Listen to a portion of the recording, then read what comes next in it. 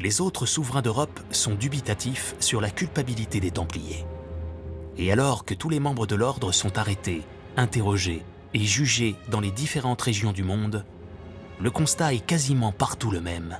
Personne ne trouve rien à reprocher aux Templiers. Lorsque le pape a lancé le procès des Templiers à travers l'Europe, les Templiers ont été jugés dans de nombreux pays. En Angleterre, en Aragon, en Allemagne, en Italie et ailleurs. Et dans tous ces pays, aucun Templier n'a avoué quoi que ce soit.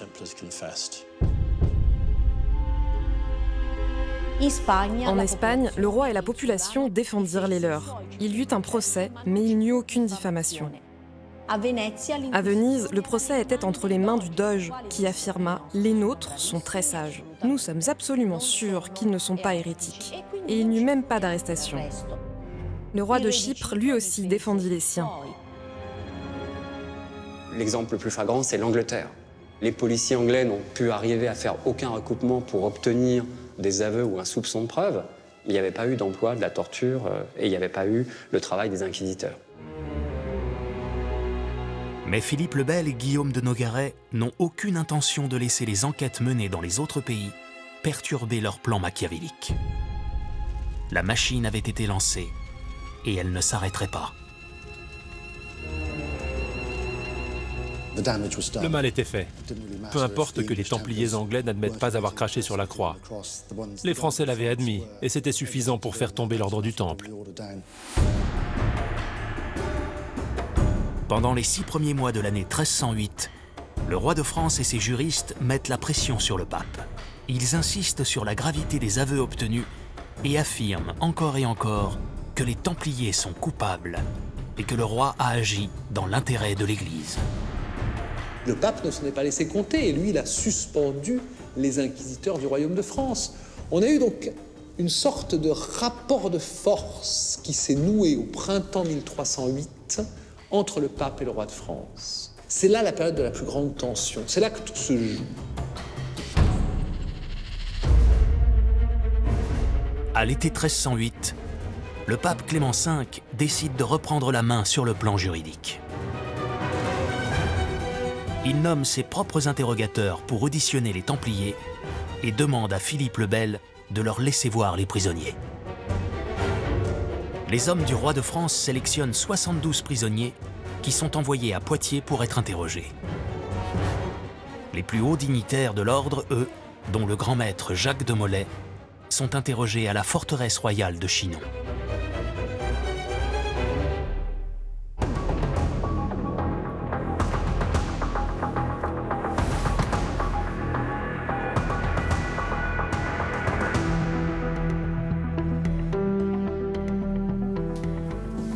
Dans les archives du Vatican, là où sont conservés tous les documents de l'histoire du Saint-Siège, se trouvent encore les rapports écrits par les cardinaux en charge de l'enquête sur l'ordre du Temple.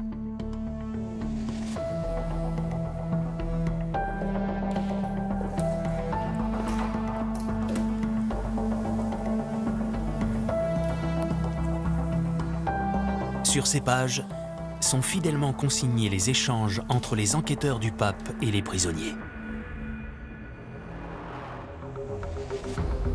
Quand ils lui demandèrent, voyant qu'il regrettait ses actions, pourquoi il avait accepté de faire des choses pareilles si ça ne correspondait pas à sa foi, il répondit que pour entrer dans l'ordre, c'était une obligation.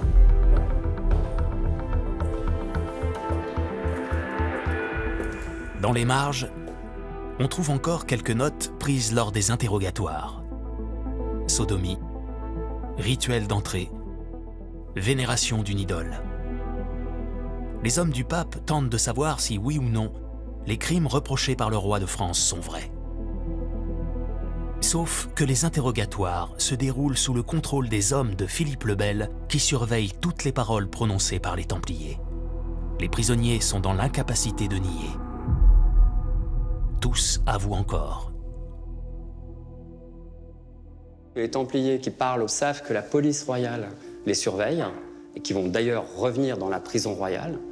Compte tenu des tortures qu'ils ont pu subir, des tourments qu'ils ont eus pendant des mois et des mois, il est fort probable qu'ils n'aient pas tenté l'aventure de revenir sur leurs aveux et ils ont poursuivi, finalement, dans la ligne qui était la leur, avouer le minimum, mais avouer pour être tranquille.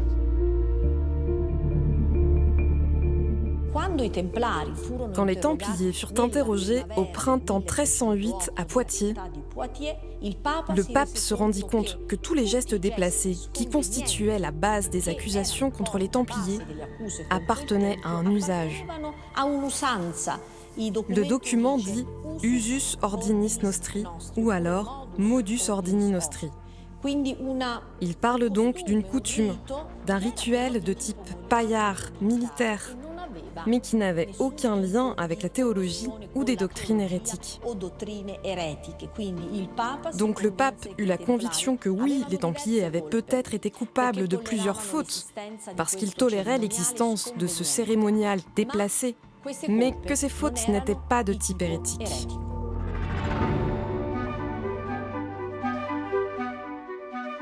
À l'issue de ces interrogatoires, le pape Clément V décide de consigner par écrit sa décision concernant les dignitaires de l'ordre du Temple rencontrés par ses cardinaux dans la prison de Chinon.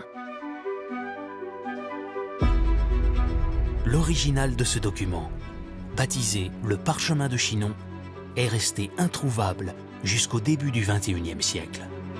Sa lecture ne laisse place à aucun doute. Le pape Clément V décide de donner l'absolution aux membres les plus éminents de l'ordre du Temple. Les fautes qu'ils auraient commises sont donc pardonnées et effacées par le pape lui-même. Quant à Jacques de Molay, grand maître de l'ordre, nous avons décidé de lui accorder le bénéfice de l'absolution, selon la forme canonique de l'Église. Nous le ramenons à l'unité de l'Église, nous le ramenons à la communion des fidèles, et nous lui permettons à nouveau d'avoir les sacrements ecclésiastiques.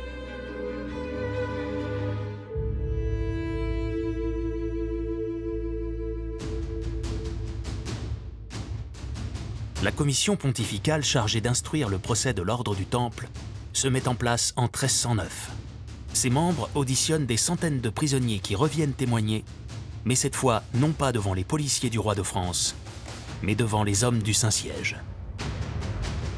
Comme ils peuvent témoigner librement, sans être torturés au préalable, sans être sous la garde des policiers royaux, la plupart des Templiers qui viennent déposer reviennent sur leurs aveux, racontent comment se déroule leur réception, et tout semble normal dans ce qu'ils racontent.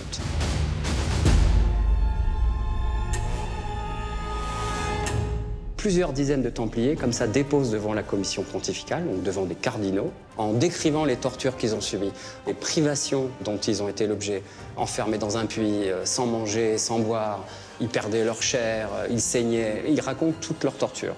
Et donc se met en branle un nouveau mouvement complètement contradictoire avec les premiers interrogatoires, qui est les Templiers n'avouent rien des fautes qui leur sont reprochées parce qu'ils disent que ce sont de fausses accusations. Peu à peu, la défense des Templiers s'organise. Mais face au grand nombre de membres de l'ordre qui se rétractent, Philippe le Bel et Guillaume de Nogaret décident de réagir et de frapper fort. Philippe le Bel et ses légistes s'en saisissent et disent que ces Templiers qui avaient avoué ont été réconciliés et que maintenant ils nient. Ils sont donc relapses. Ils sont revenus à leur hérésie. Et pour être revenus à leur hérésie, ils méritent le bûcher. En mai 1310, 54 Templiers qui sont revenus sur leurs aveux sont envoyés au bûcher Porte Saint-Antoine à Paris.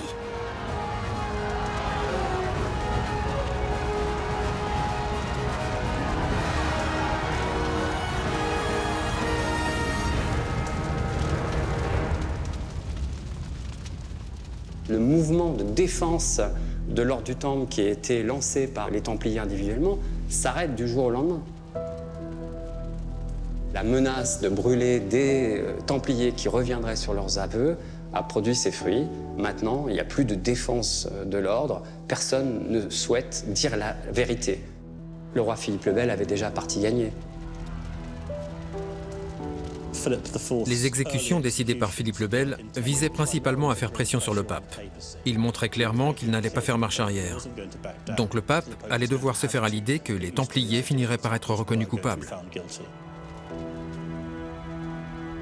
L'affaire des Templiers devient beaucoup trop gênante pour le pape Clément V.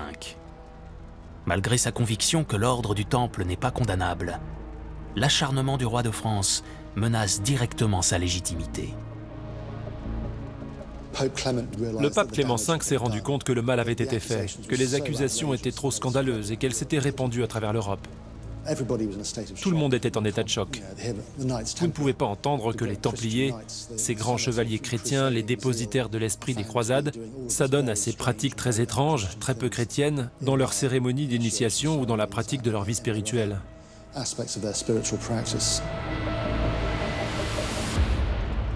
Le 16 octobre 1311 s'ouvre le Concile de Vienne qui devra se prononcer sur la culpabilité des Templiers. Une commission doit examiner tous les actes des procès faits aux membres de l'ordre à travers l'Europe. Mais Philippe le Bel veut éviter à tout prix qu'il soit reconnu innocent. Il se rend lui-même sur place pour mettre la pression sur le pape. 6 mois après le début du concile, Clément V décide de capituler et d'arrêter le procès. Il est le supérieur de l'ordre et décide donc, seul, de le supprimer. Le pape ne pouvait plus rien faire pour sauver l'ordre du Temple. Je pense qu'il s'est dit, tant pis, la seule solution est de le dissoudre. Clément V n'avait vraiment pas d'autre choix. En plus, il était sous la pression permanente de Philippe le Bel, le roi de France. Je pense que le pape a finalement voulu étouffer l'affaire. Et pour y parvenir, il a dû sacrifier les Templiers, qui de toute façon étaient déjà condamnés. Finalement, c'était devenu plus simple pour l'Église de dissoudre l'ordre.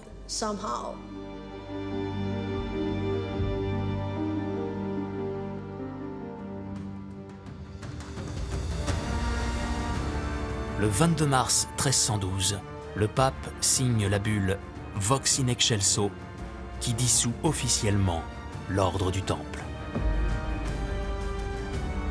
Considérant le grave scandale que tout cela a soulevé et les faits horribles perpétrés par un très grand nombre de frères, j'ai décidé de supprimer, non sans amertume et sans douleur dans le cœur, l'ordre des Templiers, son état, son costume et son nom, et le soumets à une interdiction perpétuelle, défendant expressément à qui que ce soit d'entrer désormais dans cet ordre, de porter son costume et de se faire passer pour Templier. Quiconque y contreviendra encourra la sentence d'excommunication. Moins de 2 mois plus tard, la bulle Ad Providam annonce la décision prise par Clément V concernant les biens appartenant à l'ordre. Toute leur appartenance, qu'elle soit outre-mer ou sur le continent, dans quelque partie du monde que ce soit, ces villages, ces terres, ces granges, leurs lieux, leurs droits de justice, leurs revenus et toutes les autres possessions mobilières et immobilières qui dépendaient des maisons templières, doivent être réunis à l'ordre de Saint-Jean de Jérusalem. Ce n'est donc pas le roi de France qui récupère les biens de l'ordre du Temple, mais un autre ordre religieux et militaire appelé l'ordre de Saint-Jean de Jérusalem.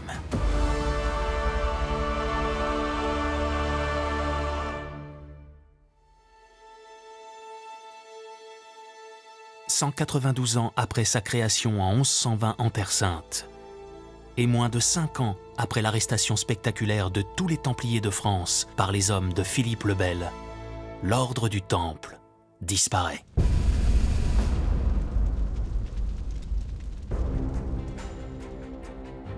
Deux ans plus tard, le sort des dignitaires de l'ordre du Temple doit être réglé. Parmi eux, Hugues de Perrot, représentant de l'ordre en France, Geoffroy de Gonneville, maître de l'ordre en Aquitaine et Poitou, Geoffroy de Charnay, maître de l'ordre en Normandie, et le 23e et dernier grand maître, Jacques de Molay. Jacques de Molay, en fait, attend depuis son arrestation de voir le pape en personne. Il s'est muré dans le silence en disant « J'attends de voir le pape, de lui parler et de lui expliquer pourquoi j'ai agi ». Mais le pape ne se déplacera pas. Il enverra ses cardinaux pour communiquer son jugement à Jacques de Molay. Le 11 mars 1314, le grand maître de l'ordre et les 3 autres dignitaires encore en prison sont convoqués par les hommes du pape.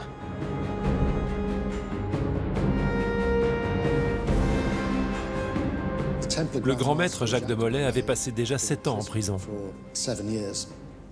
Je pense qu'à l'époque, il était vieux et très confus. Et c'est là qu'on lui a donné à nouveau le choix entre avouer ou mourir sur le bûcher.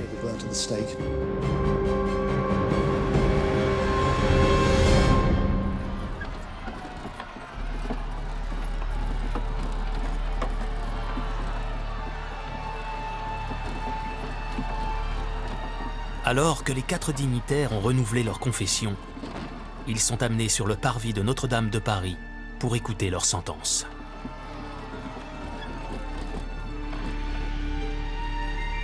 Devant la population et dans le plus grand silence, ils sont officiellement condamnés par le pape à la prison à vie.